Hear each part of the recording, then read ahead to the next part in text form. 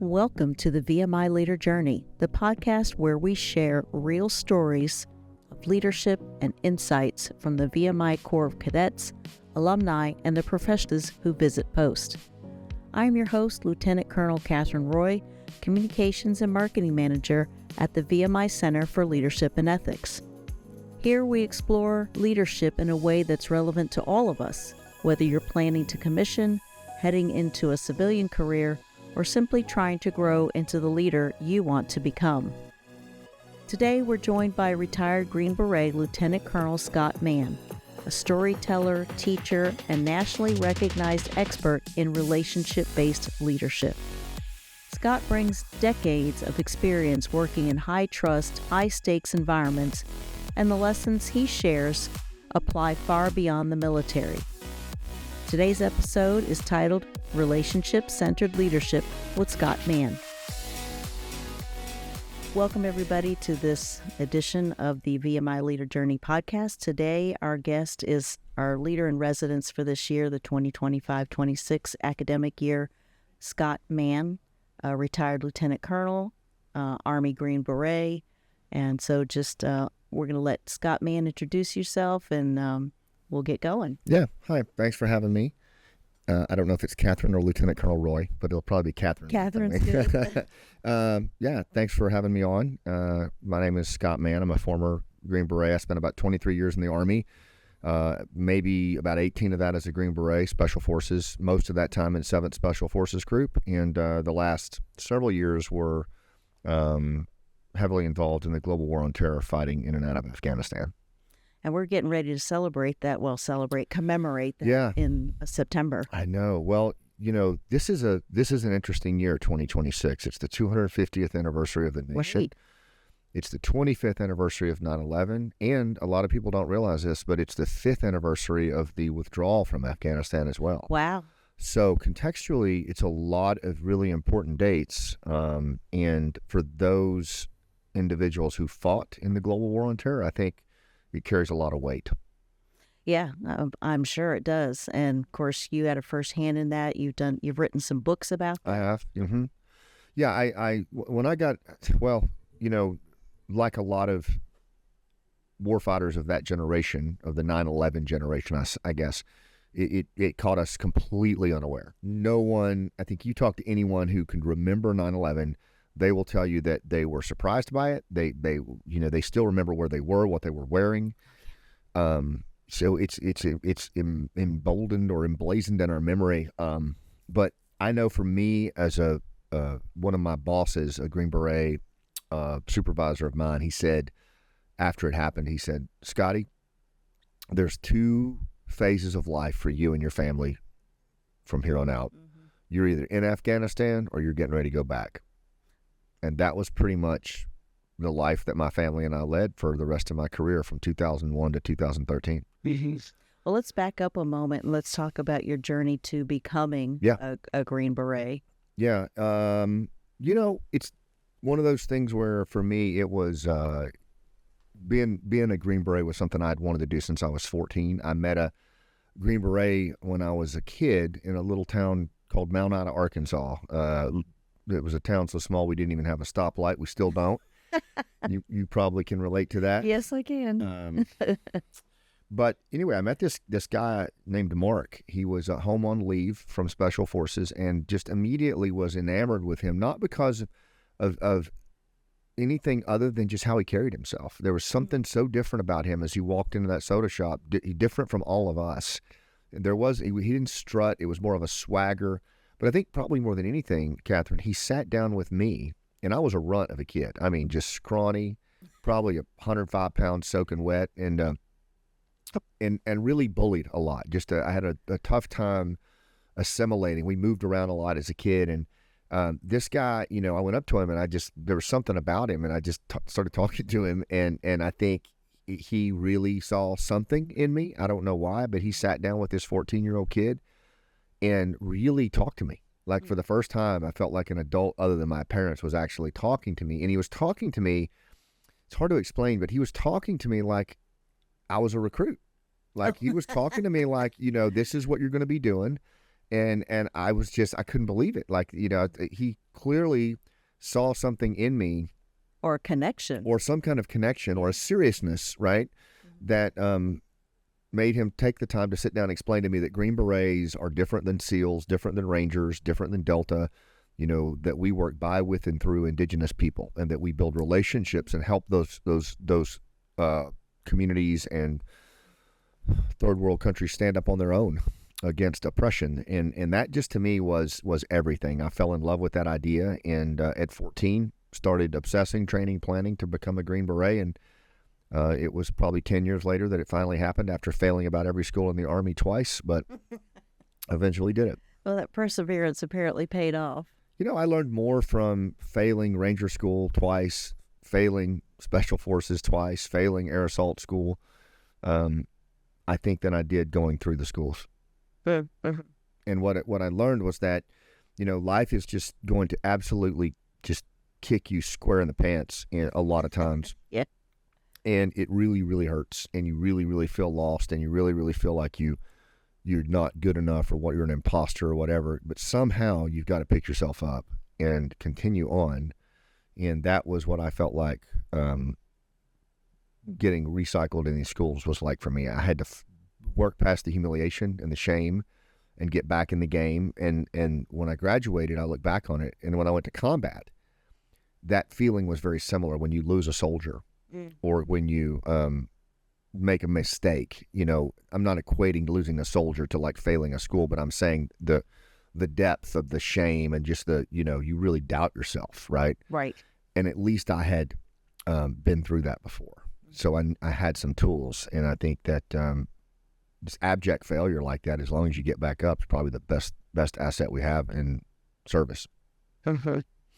Yeah, people do talk a lot of, here, not so much these days, but like 4 or 5 years ago, talking about failure, learning from failure was like a big thing that a lot of people, at least in the business community. Yeah. I think it comes and goes as a, kind of jargon and a fad, but I know for me, it just had a timeless quality to it. I look back at my life is punctuated with these just abject failures, of whether they're businesses or trying to write a play, or but they were just milestone markers in the journey. As long as you stay with it and you don't quit and you stay persistent, the failure is it's literally just a timestamp on the journey. I think there's definitely some environments in which you can exercise that. So what would you say, we're talking to a cadet audience primarily. Yeah. What in you, I would ask, had to happen? Did you, as a result of the failure, did you say, no, I've got this competitive mindset and now I've got a strategy? Did you learn, what was it in you that said, no, I can go back and beat this? I think it was my father, if I'm being honest. Like, that was, especially early in my life, including when I was a cadet. My first failure as a cadet was when I went to Air Assault School. I failed. And, that was a big thing, because to fail as a cadet in Air Assault School, that meant you were going home. You weren't going to stay and recycle. So I had to go back home in the summer, and then go back to ROTC the next year with my college university, knowing that I failed Air Assault School. And, that's embarrassing. Yeah. You know what I mean? And I was a pretty up and moving cadet. I think I was a sophomore or junior. And then the next summer, I was obsessed with, I was like, no, I want to make it through that school. And I found that there was another course at Fort Rucker when they had it there. And I was staying at home with my parents. It was my junior year this time.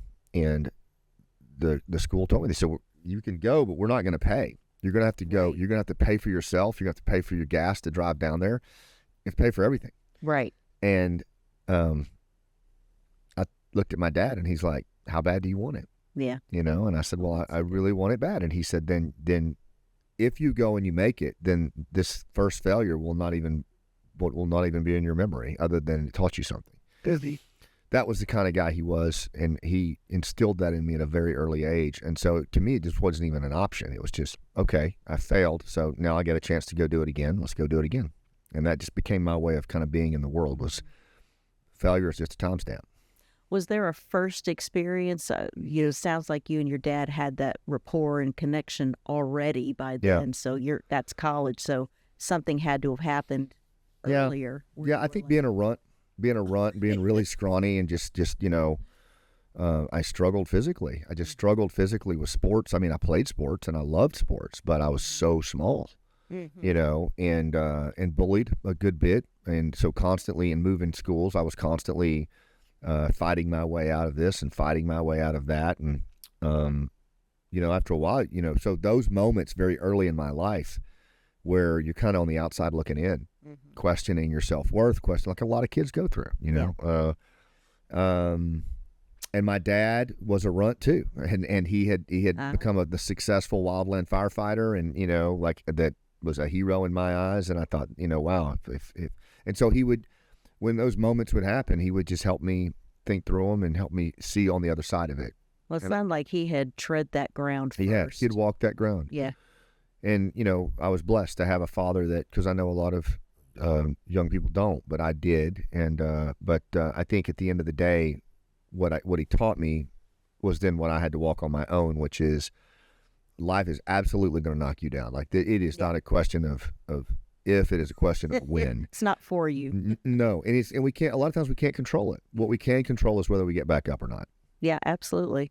So now you're doing your second attempt at air assault school, and then, made it. Then in Green Beret. And you know what was cool, Catherine, was like, everybody else was there. And here's what was subtly different for me. Everybody that was there was paid to be there.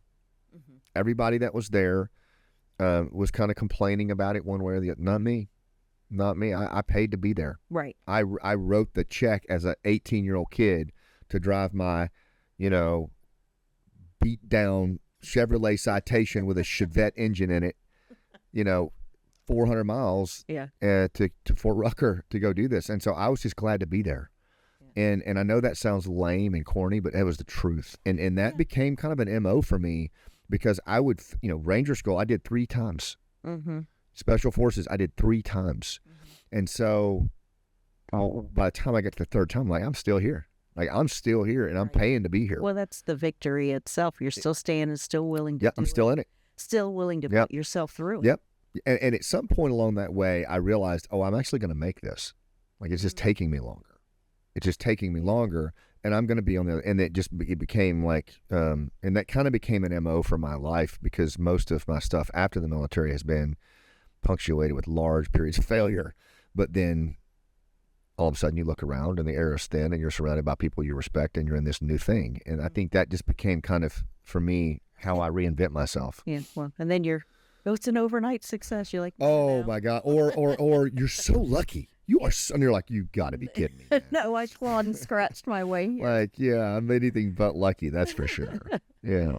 So then, talk about the experience of being a Green Beret, and then what brought you to, your role. Well, yeah, because, when I go back to the thing, at 14, I'm not kidding. I obsessed and trained and planned and prepared. It was this idea of this little group of guys and girls halfway around the world, working with indigenous partners and getting, big stuff done with just a handful of teammates, with a medic that can do an appendectomy on the battlefield, and a weapons sergeant that can break down any weapon in the world blindfolded, and an engineer sergeant that can, do vertical and horizontal construction and then blow it all up, and a communications guy that can send Morse code from the top of a cottonwood tree. Like, these guys are bigger than life, and I get to be with them. I get to be with them and do these missions with them. It didn't even seem real to me.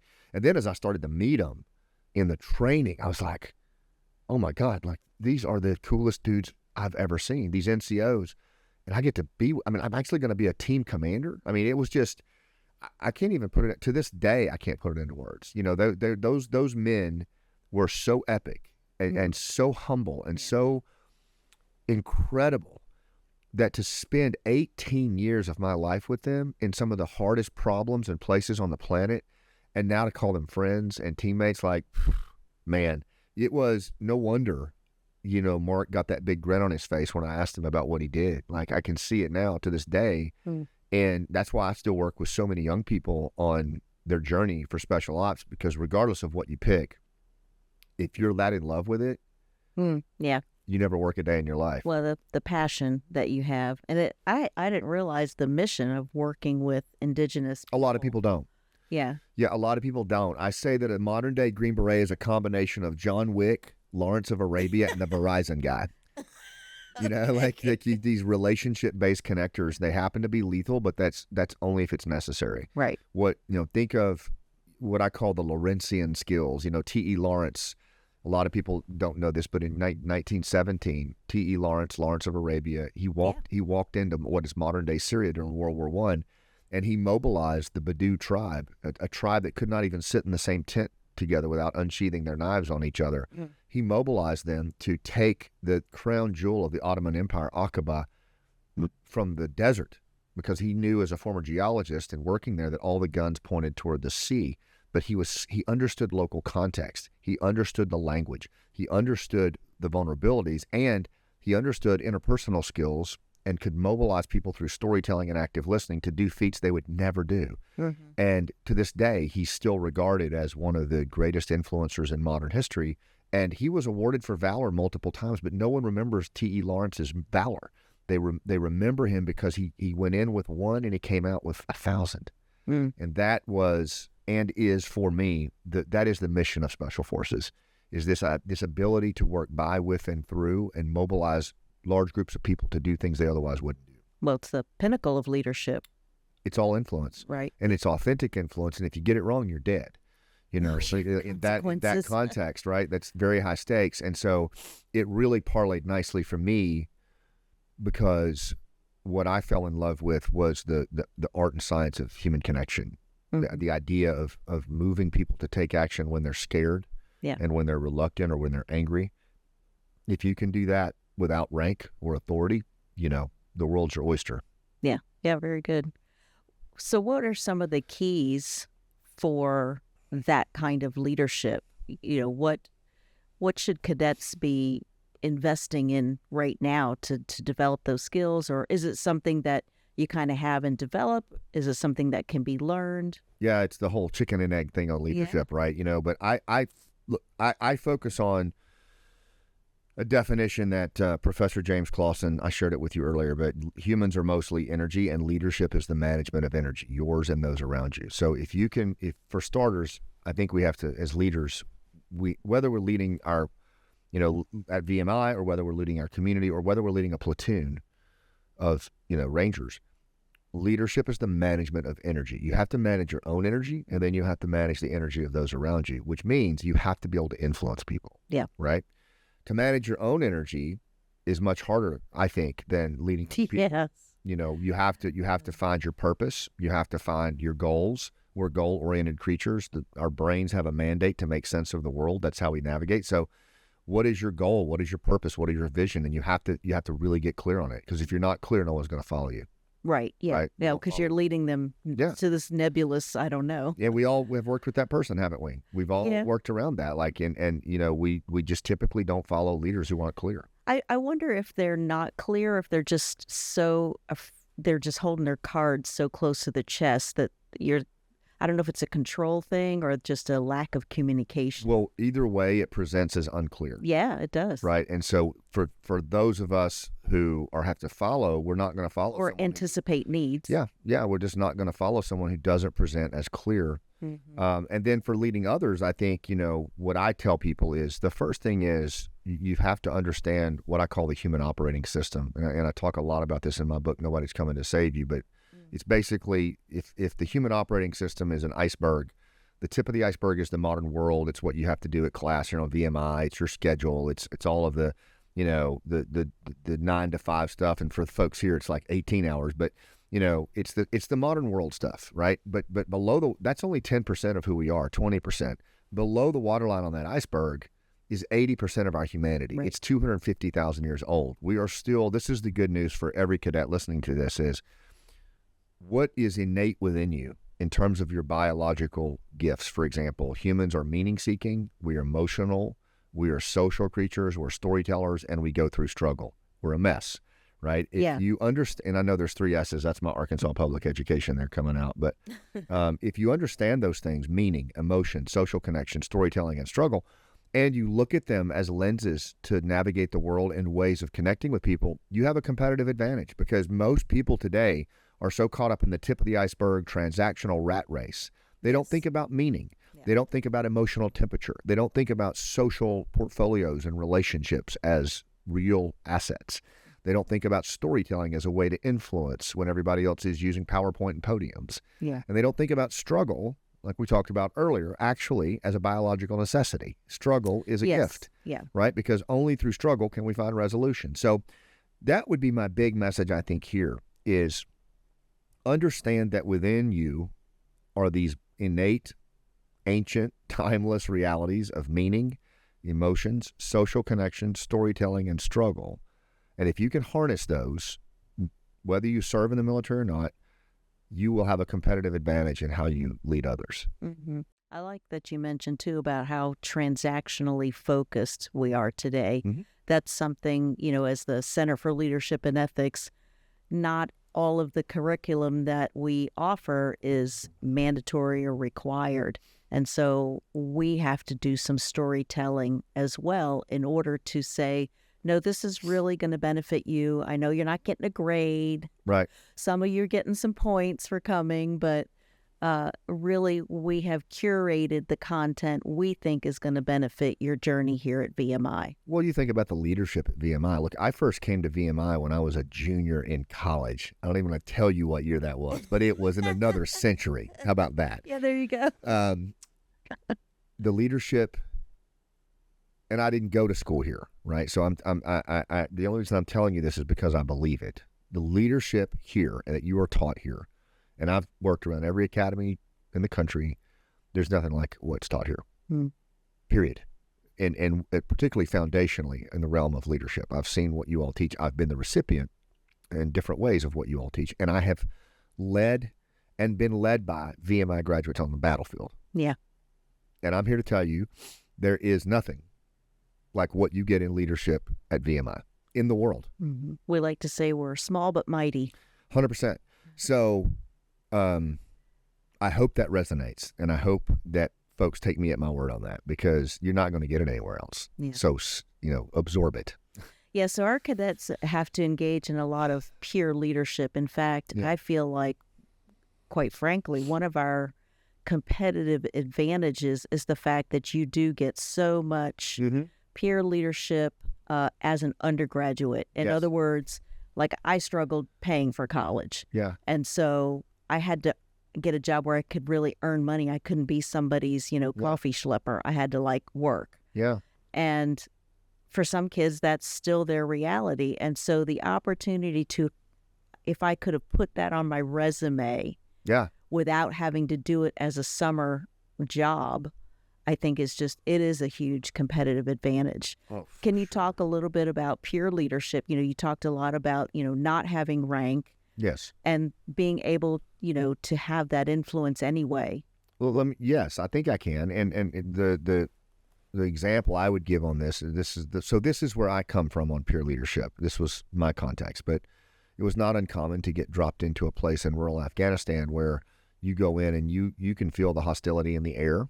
Mm-hmm. You are probably 75 miles from the nearest quick reaction force or hospital. You've got 9 guys with you. There's 300 people in this village, and you're going in to meet with this elder. You've taken off all your kit. The only thing you have on is your sidearm. And there's a circle of old men looking at you with a scowl that says it all, right? And the lead elder is sitting right across from you, and this dude's got eyes that are cutting through you like lasers. And on his right is an AK-47, and on his left is a cup of green tea. And you're really hoping you can get him to reach for that tea. Yeah.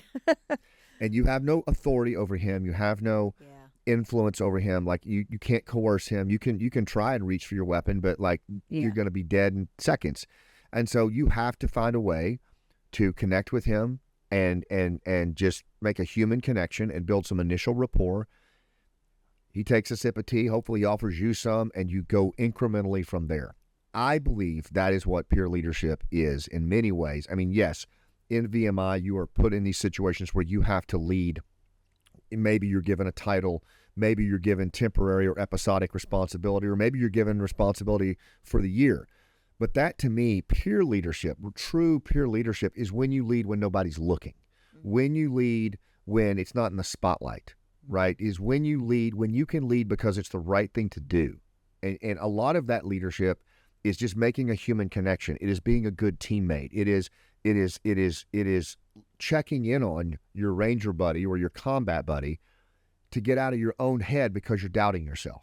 And so in that moment of doubt, you go and check on somebody else. Like that, and I learned that in Ranger School, was like the best way to stay awake and to stay in the game in Ranger School was to get out of your own head and go check on somebody else and just, ask how their feet are doing, or just, check in on them.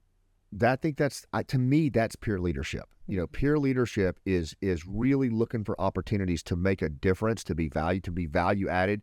One of my dear friends is a coach he's a D1 baseball coach, and he says that the number one question he asks, he loves his teammates to say to him is, "Coach, what position can I play for you today?" Oh, nice. You know what I mean? Like, that's just a great question. And peer-to-peer leadership is that, to me, is what position can I play for you right now? What do you need from me? You talked a little bit earlier when we were doing our own little icebreaker set apart about the temperature in the room. Sometimes, based on what your background and experiences are, our cadets, if you're in a leadership position, they might have to come into a tense situation, or they might have a roommate that's just having their family just imploded, or their girlfriend or boyfriend just broke up with them. Anyway, emotions are running high. Yeah. Can you talk a little bit about managing that? Because as you pointed out, people are messy. People are messy. So how do you manage that? That's a great question. Let's go back to the iceberg, the metaphor of the iceberg, because our brain works in metaphor. So let's go back to the iceberg, and we said the modern world is the tip of the iceberg, right? That's all the transactional things, the meetings, all the things that are rules and codes at VMI are tip of the iceberg things, right? Like they're modern world kind of things. Below the iceberg are the emotional realities of being human. Yeah. Okay. So this is where meaning, this is where emotional stuff lives. This is where social connections, struggle, storytelling. The reality is we are the most emotional creatures on the planet. We navigate the world using emotions. Now, all of us are conditioned to push our emotions down. And at VMI, we certainly have to do that. You have to have control over your emotions. But we also have to realize, and I've seen this with Green Berets and Navy SEALs and Army Rangers, that we're losing so many of them to suicide. And I stood in a closet myself holding a pistol under my chin after coming home from 3 successful combat tours. I was at the top of my game. But then I wasn't, and my world fell apart. Everything fell apart for me, and so my emotions took over, and the elephant took over for the rider. And the elephant was taking the rider into the jungle at full speed, and that happens. This is going to happen. This is why leadership is the management of energy, yours, and then those around you. Right? And so our nervous system is designed to keep us alive, and if it detects a threat. The ancient brain doesn't really know the difference between a saber-toothed tiger in the bushes and, my girlfriend or boyfriend just broke up with me. The biological response, we are ancient creatures. The biological response is we go into a sympathetic state of fight, flight, or freeze. The nervous system kicks into high gear. We become emotionally aroused, and we become angry or fear-based. And that's, Dr. Ivan Tyrrell says anger makes us stupid. Yeah. Not in a derogatory way, but our frontal cortex shuts down. And so we lose our agency. We become, so emotionally charged that we can't think straight. Yes. This is where I think as peer leaders, we have to see that. And it doesn't excuse behavior, but what we have to realize is that when someone is in that highly aroused emotional state, whether it's a PTS episode with a veteran, or whether it's, again, a young cadet who has a family crisis or trauma, we have to bring the emotional temperature down. Because if you don't, the other party is not ready to listen to what you have to say. Right. They can't hear you. They physiologically can't hear you. So how, as a peer, as a leader, can you get the other party ready to listen? How can you bring their emotional temperature down? A lot of that is just being grounded, feeling your feet on the floor, staying connected to your breath. Don't let yourself get clicked up. If you're getting agitated, say, let's take a break. Yeah. There's all kinds of things that you can do I talk about them in my school community. I have a free school community called the School of Rooftop Leadership, where we talk about this stuff all the time because we all face it. You know, we all face it with our kids, but you've got to manage emotional temperature. First, your own. It's just like putting your oxygen mask on the plane. Yes. Mm-hmm. Bring your own emotional temperature down, and then the other parties. And the best way to do that is breath. Yeah, that's good. Diaphragmatic breathing. Just a good exhale. Feel your feet on the floor. Notice 3 new things in the room. Another exhale. Feet on the floor. 3 new things in the room. I teach this to paramedics and FBI. You know, after they go into a rough situation. That's how you bring your emotion. You've got to get that back to a parasympathetic state. You've got to get back to a baseline. And no one teaches this. No. Well, you think you learned it at home or somewhere else in social conditions, but unless it's intentional, you know, but, you know, we don't spend hours and hours next to our parents' side anymore the way people used to. No. And so they aren't there to teach those lessons. So if the school isn't teaching it and you're not around your parents for them to teach it, you're right. Where are you going to learn this And stuff? for some of the kids listening to this, their parents were the worst violators of it. Right. Or they slapped them around, you know, like there was pre-service trauma. I mean, yes. The levels of pre-service trauma in special operations are above 85%. Mm-hmm. You know, like these operators came from trauma in their families. Well, we just had a bunch of educational sessions with our superintendent, David Furness, just brought in a guy who taught to the Marine Corps about PTS winning, you know, and how many people come into the service with trauma already from family situations in their background. Yeah, and I think you have a lot of that here because like a lot of it, and just a lot assume someone has had it in their background. 100%. And how do I get this person ready to listen right now? You know, how do I, you know, the way Dr. Stuart Diamond says it, and I love it in his book, Getting More, he says, I need to see the pictures in the head of the other party. Mm-hmm. If I can see the picture, and that's just what I would teach in Special Forces, and this is what I would do when I'm sitting across from that elder. The only way I'm going to get him to reach for that T versus that AK is he's got to know that I see the pictures in his head.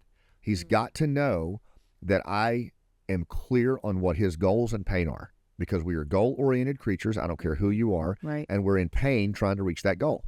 Mm-hmm. Right? So if I can ascertain what your goals and pain are with pure curiosity, that is the goal. It's not so that I can do that so I can get my agenda across. I really want to know what are the pictures in your head, and I'm going to insist that I'm not even going to talk about my transaction until I can see that. Mm-hmm. And if I can, Chris Voss says this, never split the difference. If I can say that back to you, like, okay, this is what I think I heard you say, Catherine. And I lay it out for you, and in terms of what the goals are that I think and I've asked questions that have allowed me to do that. Your emotional temperature has come down in the process because you're responding in narrative because we're story creatures. Mm-hmm. And I say, this is what I think I heard you say. Mm-hmm. And I reframe it, I recalibrate it back to you. Yeah. And it's your goals and your pain. And you go, that's right. Now you're probably ready to listen to me. And then something like, would it be okay if I share this with you? Right? You're still achieving what you want to, you know, but the reality is coercion is the worst possible tool in a peer-to-peer environment. Yeah. You know, it's a tool that we all have in our kit bag, and certainly at VMI, you know, you apply it, you have to do it. Right? You have to do it. Mm-hmm. But I will tell you, in the world of engagements, 2/3 of your engagement, if you can see the pictures in the head of the other party, even if you're applying coercion, Chris Voss is a hostage negotiator. The first and probably the best in the world.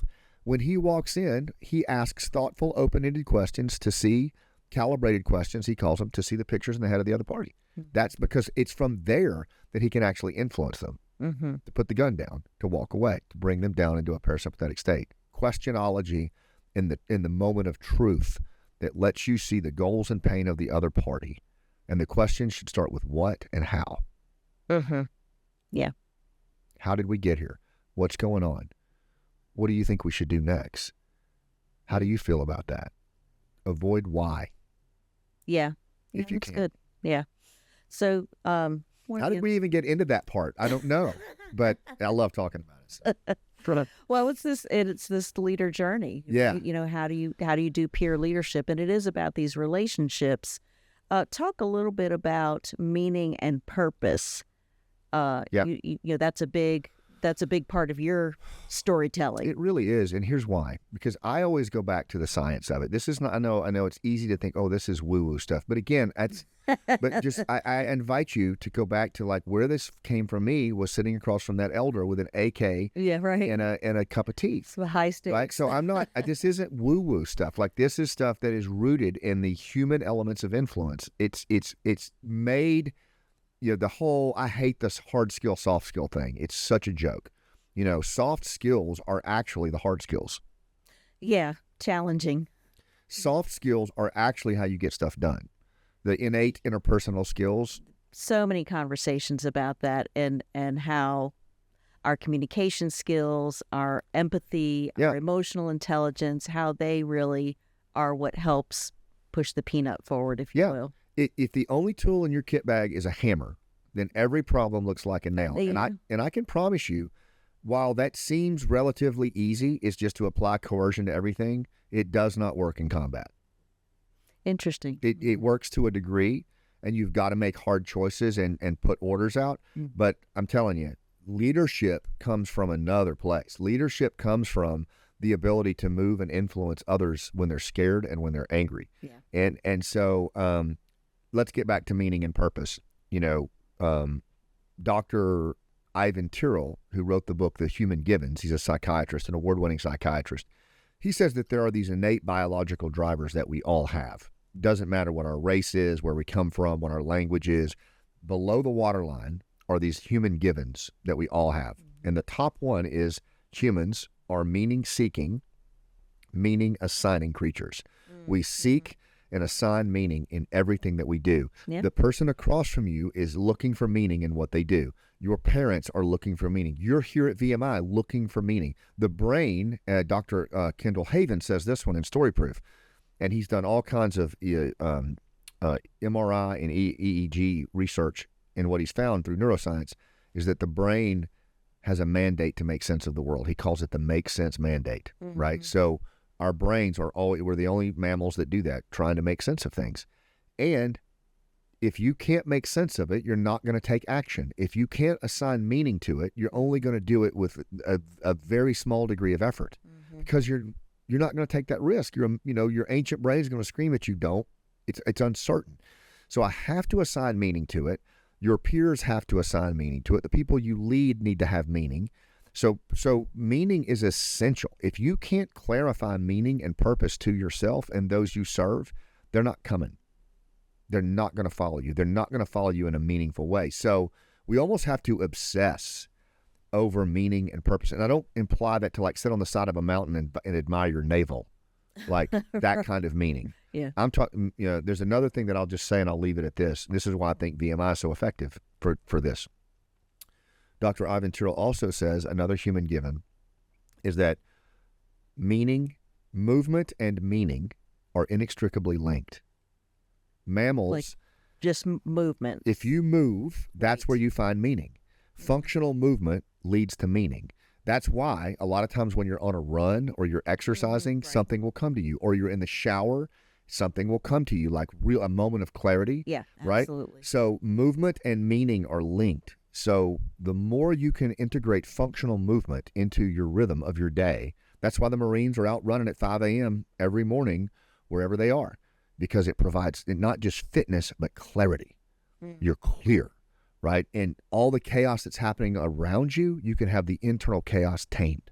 The only way we find meaning and purpose is through movement. So finding functional movement that works for you, whether it's in the gym, whether it's running, whether it's Pilates, whatever, or some combination thereof, movement and meaning are linked. The more you move, the more you'll find meaning. And when you're depressed and when you're angry and when you're frustrated, like I'm going through some stuff as a parent right now. Late. I got up this morning and it was really cold and I didn't want to, and I'm not as good a shape as these young cadets around here, but I got out and I did my functional movement and it was like 8 degrees. Yes. But as I did, I started to find clarity and I started to find answers that were embodied. I got out of my head and I got back into me, and I realized some things that I can do as a dad. And that means a lot. And I would not have done that if I'd laid in bed. For the remainder of the podcast, Scott and I discuss why our struggles can become our most generous leadership tools. So keep listening. One that we hadn't gotten to yet is being generous with your scars. Can you talk about that a little bit? Yeah, I've got a book coming out on that on May 12th of 2026 called The Generosity of Scars. And it's my second book in my leadership trilogy. The first one was Nobody's Coming to Save You, and it's about rooftop leadership and human connection and the iceberg and the human operating system that we've talked about. This book drills in, because so much that I do is on storytelling, whether it's helping veterans cope with trauma, the plays that I've written, or, congressional testimony, or teaching in corporate America. It's all storytelling. And the reason is very simple, going back to the science.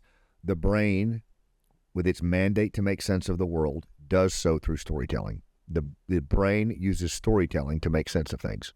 Been doing it for 100,000 years.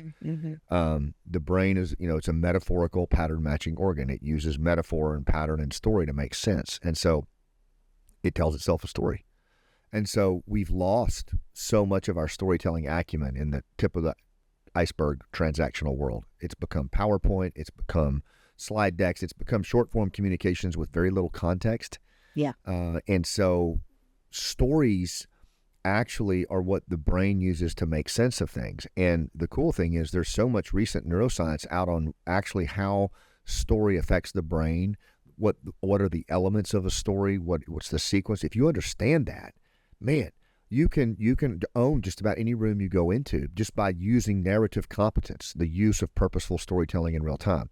So the generosity of scars, if that impact of story is true, the approach that I use, I did a TED Talk on it. I'll send you the link to it too. Yeah.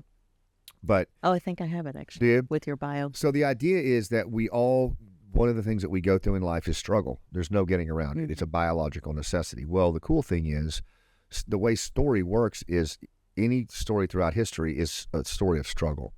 Odysseus, Martin Luther King, in our own lives, because our brain uses story, it always starts with a pivotal moment or an inciting incident that happens to us, and then we go through struggle, and then we overcome that struggle, and we find resolution.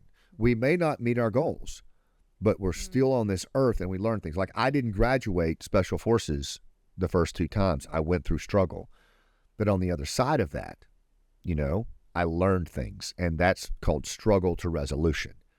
If we as leaders... Okay, so hold on a second. So the Rose, I want to highlight this a little because I think it's important. You can succeed, in other words, because you're coming to a resolution, even if you didn't get the prize. That's kind of what I'm getting at. So you didn't graduate from the school, but you came away with some lessons. So I think that would be a great lesson for some of our cadets to learn, because sometimes you didn't get the A in the class. But what did you learn? So learning to find those resolutions, I think, can help you either go back to the same problem and get that A or get that certificate, but now you're coming at it from a position of knowledge, experience, and maybe power. Yes. You're exactly right. I mean, it's not only... if you got this, if you had a struggle, you can still find resolution, especially if you've had struggle. The reality is we've all had struggle. That's why nowadays it's in this transactional world. You watch these leaders on YouTube and, these different clips, and it's all the same. Heads. They're always, here's 5 ways to be great like me. And when you watch that, it's unwatchable, because what you think is, well, I could never do that. Or you question the motive of that individual. You're like, okay, what's really going on here, right? But if you've ever listened to Lieutenant General Furness talk, he and I went to the Air Command and Staff College. I've known him for a lot of years. Yeah. You listen to that guy talk, you look at him and you think, that dude is just the epitome of success. He's literally dressed to the nines. He looks like the quintessential Marine. I could never be him. But if you listen to him talk and you listen to the struggles he's been through, you're like, huh. Well, he, too, is generous with those. He's generous with his scars. He is. Yes. And so the generosity of scars, and it took me forever to answer your question. I'm sorry. That's all right. Repurposing our struggles in the service of others through the stories that we tell. Yeah. Right? That's what the generosity of scars means. And if you listen to a guy like General Furness, Or another buddy of mine, Will Lyles, who went here, you know, and he's a VMI graduate. I served with him in Afghanistan. He lost both his legs. And if I can find the link to his breakout session, I'll put it. Okay, in the please comments. do. Yeah, watch that. But this is a guy who he starts with his struggle. Yes. But look at what he's found. Look at the resolution that he's found. And so the good news for everybody listening to this is the more scuffed up you are, you know, the two best, I call them scar stories. The two best scar stories in the world. The second best one is the one you don't want to tell others, and the very best one's the one you don't want to tell yourself. And it feels counterintuitive. It feels like you're exposed. It feels like you're vulnerable. But the reality is that people locate themselves. When you talk about your struggles as a leader, people locate themselves in your story. It is a trust accelerant. They realize that, oh, she's been through what I've been through. Okay. And now I actually identify with you. You are relatable as a person. And now the armor comes off. Now I'm getting ready to listen. Right. And it's called narrative transportation. When I locate myself in your story. Oh, that's good. Right. Now I'm actually in your story. And now the coolest thing that can happen, and this is where the generosity of scars payload happens. And I want people to maybe even write this down, is what happens next is called autobiographical listening. Right. So this is where, like, when I'm talking about small town in North Carolina, you think about Apex, North Carolina. Right. When I'm talking about my dad's battle with cancer, you're thinking about your experience. I'm talking about my son and the parenting challenge I'm going through. What was the first thing you got? A smile on your face and you're like, yep. That's called autobiographical listening. When you locate yourself in the safety of someone else's story and you can process your own lived experience in the safety of their story, it's the most generous thing a leader can do. That's really good. I like that you can find the safety, because we talk a lot of, nowadays we talk about safe spaces, creating safe spaces. Yep. And how interesting is that you can be completely vulnerable and exposed, if you will, and create a safe space for someone else. Yep. And let me add one other thing on the vulnerability thing, because this comes up a lot, and I talk to a lot of Green Berets and special operators who, for obvious reasons, have a problem with the word vulnerability, because by definition, if you're a door kicker, if you're if you being vulnerable by design is a dangerous thing. Like if I was vulnerable to that elder. So let me offer a term, a phrase that I find works very well, and it's, instead of making vulnerability your end game when you get up in front of people or whatever, use relatability. Because humans are social creatures. We are wired to be social. We're wired to be relatable. That's why when Will Lyles talks about his upbringing and his struggles, you relate to him. He's not being vulnerable. He's being relatable. And here's the difference. Yeah. If your intention is to relate to the other party and them relate to you, vulnerability will come alongside you in an appropriate way, right? So in other words, oversharing or whatever you want to call it. If I'm going to talk to a room of corporate bankers about leadership, and I'm going to tell a story about my mental health in leadership, and, standing in a closet with a pistol, my level of vulnerability with that room of corporate bankers is likely going to be different than if I'm sitting in a room full of combat veterans who have endured severe trauma. Mm-hmm. You see what I mean? Yeah. It's contextually appropriate both times. And if I just say, well, I'm going to be vulnerable, I might say something in that room of corporate bankers that could actually be harmful, right? And so I've just found that relatability as my intention will always ensure that I'm vulnerable as a byproduct of being relatable. Right. That's the result. And it's appropriate for the context that I'm in. Yeah. Well, context is everything. I like, my saying is context is king. If you don't know. True. So true. Yeah. That's a good saying. Yeah. I've always operated. Not everybody appreciates it, but I appreciated what you said earlier. It was like when it was either you or Kim that said someone that doesn't appreciate context, it's because it's going up against their narrative. Yeah, it's because they have a pre-existing dogmatic, rigid narrative that they don't want to abandon. Anyone who's opposed to context, think about that. Yeah. Anyone who is opposed to, I'll have this argument with anybody who'd like to have it, but show me how being opposed to context is anything other than dogmatic or rigid. Right, exactly. Yeah, I don't want context. And humans are actually not designed to be rigid. We're designed for context. We're designed for that. That's what Dr. Ivan Tyrrell says, is that's one of the problems that we're experiencing today, is we have abandoned context. Yeah. You know, our two-dimensional worlds that we live in with the dopamine dispensers that we walk around with all the time have obliviated context. Yeah. Well, throughout our talk today, you mentioned at least a handful. I've been quickly scribbling. Look at all your notes. I know. I just take these notes because I want to put the Will Lyles link in our discussion.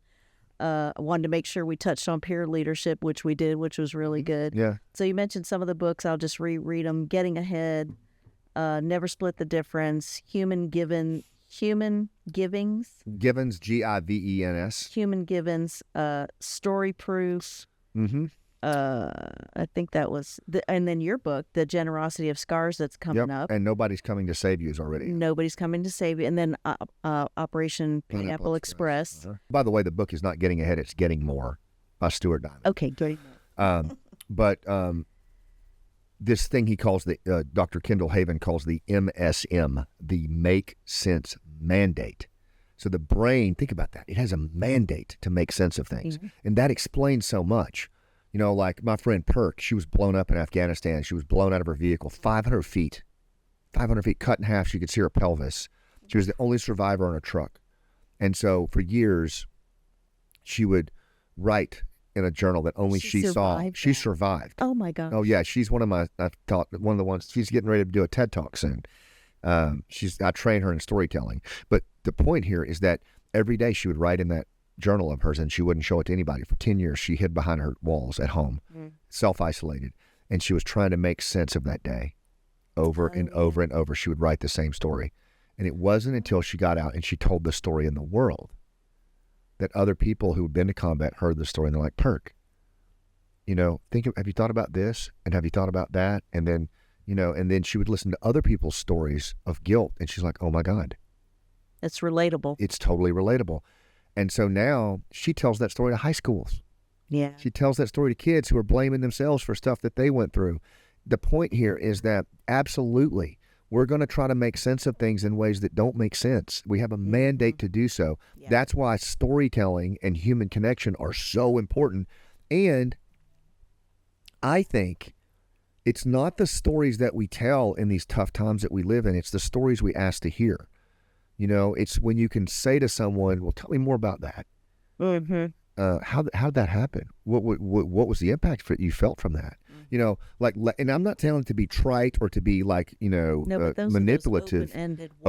That's right. Questions, yeah. And it lets the other party respond in narrative. And guess what happens? Sense making in a way that person's never done before. Yeah. Even just telling a story of abuse. And I've seen it, and I've been party to it, or deep guilt. Make sense, truly. That's right. But once you voice that story into a control, now you have to be careful. Like obviously, if there's deep trauma here or something like that, you want to make sure that there's a clinician or someone present. You know, it's good to listen to someone's story, but if you hear if you're listening to someone's story in the dorms or whatever, and it feels like it's white hot with that person, like there's it's like a stove, and there's a visceral physical reaction that they're almost like, you can tell that they're almost outside their body as they tell it. Yeah, that person needs to talk to somebody. Yeah, that professional. That's right. Yeah. It's great to listen, but always have an eye for that. Like if it looks white hot as you listen to that story, and it's like in a loop, then they need to talk to somebody. And try to get them there. Well, this has been, every time I have conversations with professionals like yourself, just the whole conversation is just packed full of great words of wisdom and insights. And, thank you. And meaning. So thank you so much for your time today. My pleasure. Thank you. Appreciate it. All right.